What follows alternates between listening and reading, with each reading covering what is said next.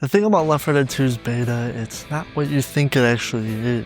Left 4 Dead 1's beta is usually more sought after as far as information goes because that game had a longer development cycle, and also there's a lot more stuff that was changed within that time frame. But also with Left 4 Dead, it took years and years of development, which Left 4 Dead 2 actually had a very short development time, so you don't actually know as much stuff because it went most likely a lot faster. Left 4 Dead 1 looking completely different, having darker character models and also just the level design differences that you could just talk about for days on end. But it could also be the fact that because the game was actually heavily reworked multiple times throughout development. Also, Turtle Rock Studios weren't even a part of Left 4 Dead 2's development this time around because they only worked on Left 4 Dead 1 and then Valve was in charge of Left 4 Dead 2. And it was releasing extremely fast after the release of Left 4 Dead 1, which one of the things that a lot of people forget is Left 4 Dead 1 and Left 4 Dead 2 were like less than a year from each other as far as release goes. The sequel came out very fast, and it was kind of crazy looking back considering we still haven't had a sequel to Left 4 Dead 2 to this very day.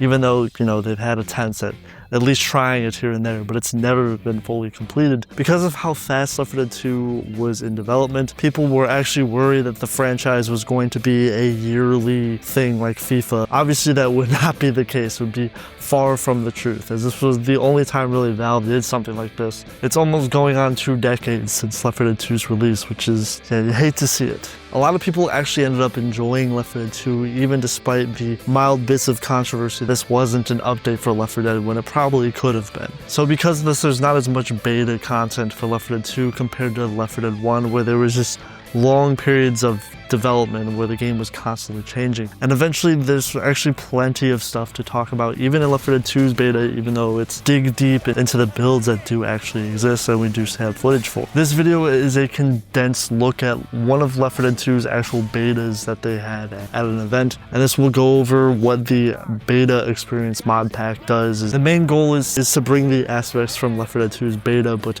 allow that to be in a small mod format. So if you enjoy that type of stuff, or you like viewing content that never was, this is actually a really good way of doing that. And you can check this pack out down below, link in the description, as there's plenty of stuff to really dig into that are going to be shown in the video. It's actually really difficult to recreate a lot of this stuff, so the fact that people are actually doing that in a format like this where anybody can play it, it's really a cool thing. But mostly this build more specifically. So at this time period, the survivors' designs didn't change as much as you could probably say the Left 4 Dead 1 survivors did, but Nick was the one survivor that pretty much had the smallest amount of changes throughout development. As far as we know, Nick's early appearance can be seen in some early concept arts where people were thinking of ideas for the character, but they mostly knew what they were doing with Nick's overall design, and he ended up this way pretty much throughout development. The only thing they ended up doing was making his suit a little bit more grungier looking, but it's almost the exact same design. His suit was obviously cleaner, as Valve probably made this change in order to make the character a little bit properly fit into the environment of the game. I mean, he's gonna be walking in swamps and the water and hard rain, so it makes sense that it looks a little bit more grungy. Rochelle also had significant changes throughout these beta builds. You can see that her character model was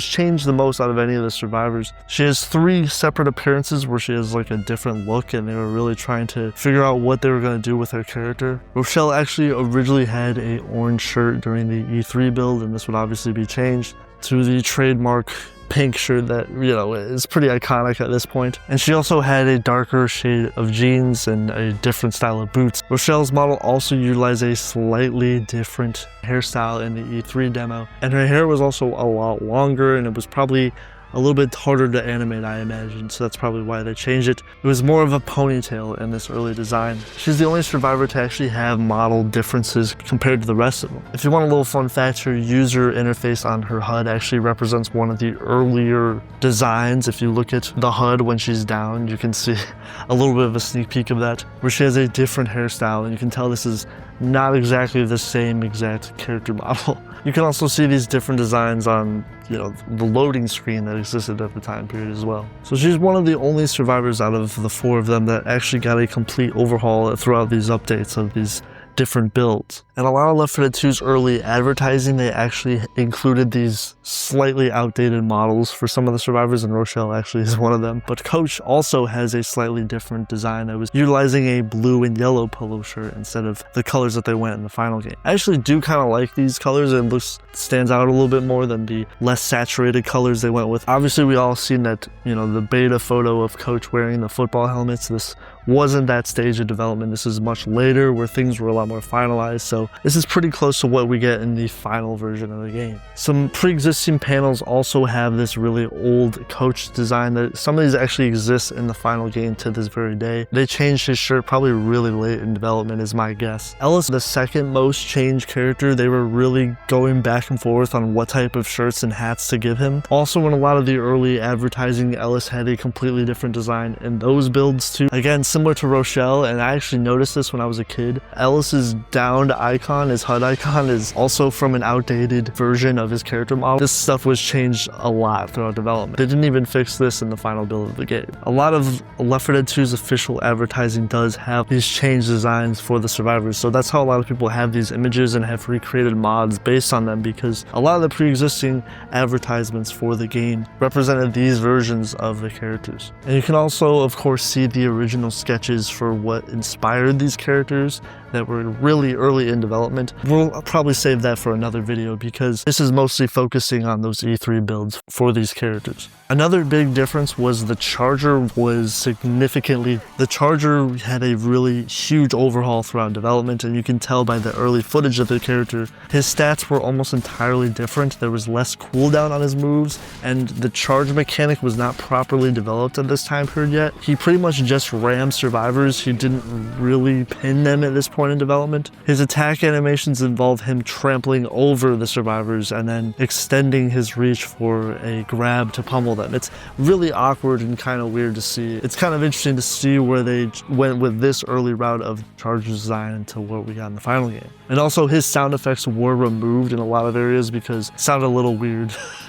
But yeah, he has some cut lines that actually appear in this build. So essentially they're showing that in his gameplay he can trample over survivors and then select different targets for who he's gonna hit. The Charger pummel was also scripted to be two separate attacks, therefore giving infected more of a fatal advantage. Some people actually did like this version of the Charger way back in the day, but other people actually really didn't like it at all. A lot of people in Valve were split on which way he should have been balanced, but they ultimately changed even this aspect of the character, as some people say that he could have stayed this way in the final game, but they ultimately went a different direction. To me, the Charger in the final game is really iconic, and I love death charging people off of Dead Center Map 1, baby, so I kind of liked the changes that they made. Also, if you dig into the concept art, you can see that the Charger did have completely different designs before they landed on what they finally landed on.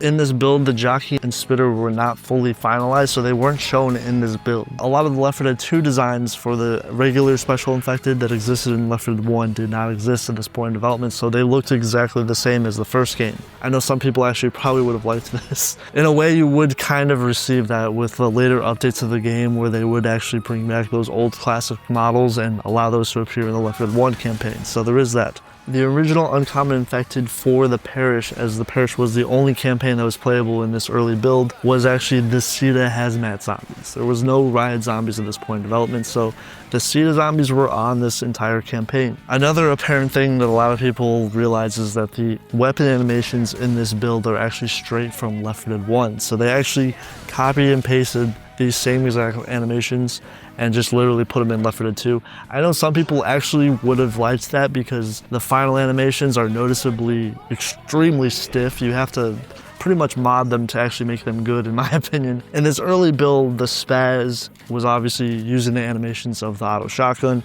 The rifles were all using the animations of the M16. But you could tell it was a little bit more detailed than what they ended up with in the final game, because Left 4 Dead 1's animations are actually kind of good, and you can see a little bit more of the tweaks even with the way the Spaz sways. You can see the jiggle bone physics that don't exist in the final version of the game. I know most people probably don't care about this stuff, but trust me, a lot of people people do. Even the Uzi, I would say, is the biggest one, where you can see the strap actually hang around near the bottom. And in the final game, for whatever reason, it's like completely stiff and static for whatever reason. Yeah, I think Left 4 Dead 2's development was so fast-paced, they had no time to really give proper animations. They could have actually went the extra mile and maybe even been better than the Left 4 Dead 1 animations. I'm not gonna lie, it's the one thing that I think is a weird blemish on the game. That being said, there is a certain charm to seeing a lot of the old Left 4 Dead 1 stuff exist in Left 4 Dead 2, to bring it back home to the old days in a way. So since the parish was playable in these early exhibits for the game, they only showed the first beginning half of the parish, so you can only look at map 1 and map 2. And you can actually notice a lot of changes compared to the retail version of the game. There's even mods that try to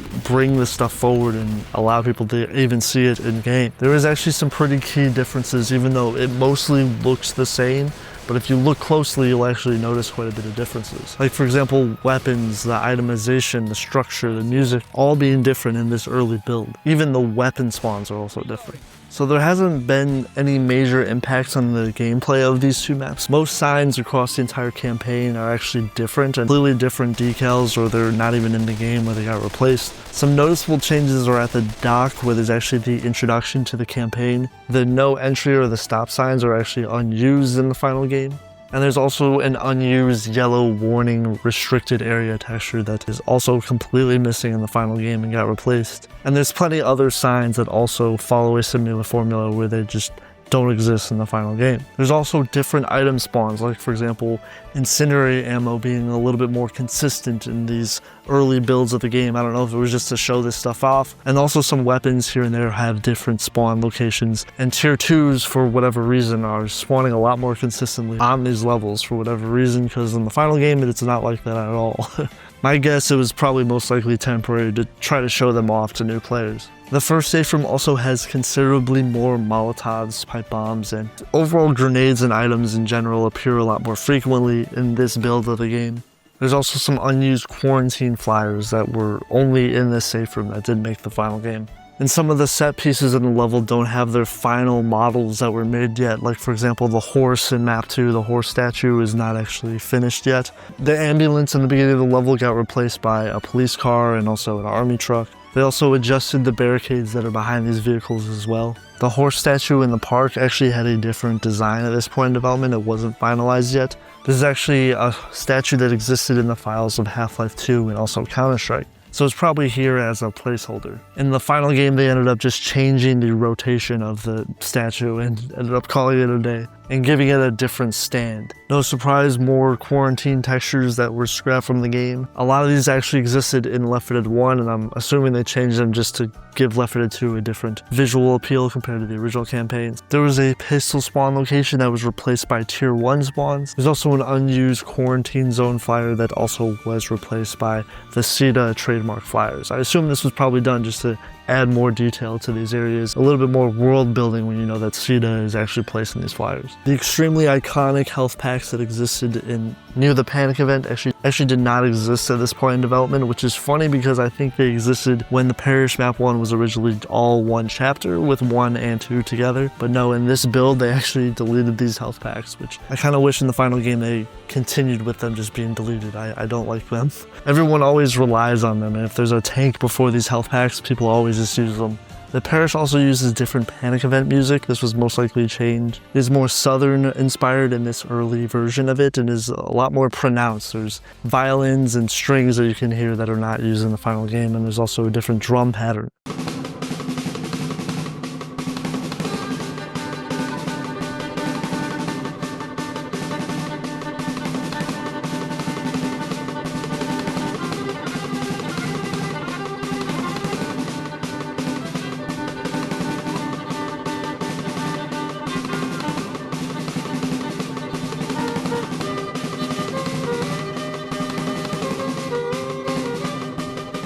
It's probably playing too much of the themes of the New Orleans atmosphere, so they toned a lot of these aspects down. The other music for the campaigns was actually not finalized in these early builds, as this song was actually reused in Swamp Fever 2 and some subsequent E3 builds that people saw. So this was probably just used for all of the campaigns in the game at this point in development. Although it did use the same parish dock music that was in the retail game, and the same soundtrack also appeared as the safe room theme too. There was probably no main menu theme either at this time, as people actually speculated that the main menu was different and it resembled the Left 4 Dead 1 version that was currently being used at the time. This is also reflected in the beta pack project. So it has some similarities to the Xbox 360 console version, where it was actually corresponding to also a lot of the Chargers cut lines. Some of them are still actually in the game too, so you can actually hear them for yourself.